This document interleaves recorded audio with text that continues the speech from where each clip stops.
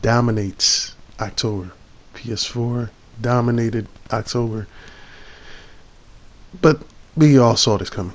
The promotion of Red Dead, Spider-Man still being a hot ticket, especially with its DLCs, releasing the latest one with Turf War. It was almost like a foreshadow. So, but I just want to talk about how useless it is to own an Xbox One. As you can see, Spider-Man is still in the top 10 as being a top selling game. So that game still is going to get a lot of sales at this point because, especially with the passing of Stan Lee, may he rest in peace. And man, he looked so realistic in that game. I mean, the attention to detail when you see Stan Lee in a game was just phenomenal. Great job by Insomniac in making that the best looking Stan Lee I've seen in a video game. Point blank ever. Period. But the Xbox One has nothing. It's literally useless to go out there and buy one. What is Phil Spencer, what is he giving you? What's the reason that he's giving you for you to purchase this system? Because you can try to brag about the Xbox One X, about it's more powerful, but you're not showing the power or having games that show the capability of the system. You're just letting it go by the wayside. It is a pointless system to have right now. With the PlayStation 4, you see me playing games like this, Spider-Man.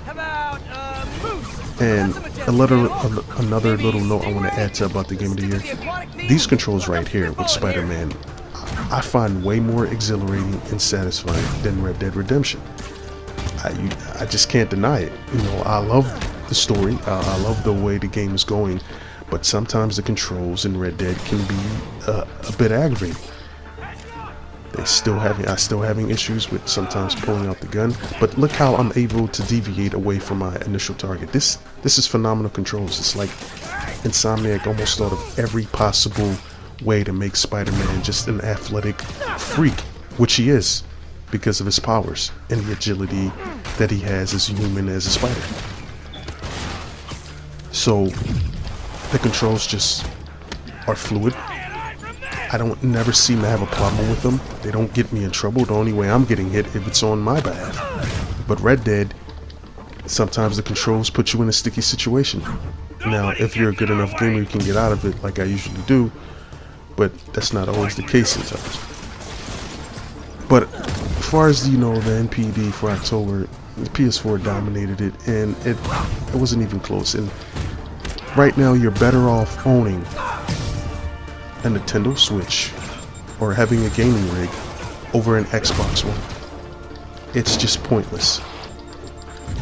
It doesn't serve any purpose other than just being a dick measuring stick for Microsoft against Sony, with the Xbox One X being the most powerful system and have nothing to show for it. It's just useless to have one. So you're better off with the other platforms that I said.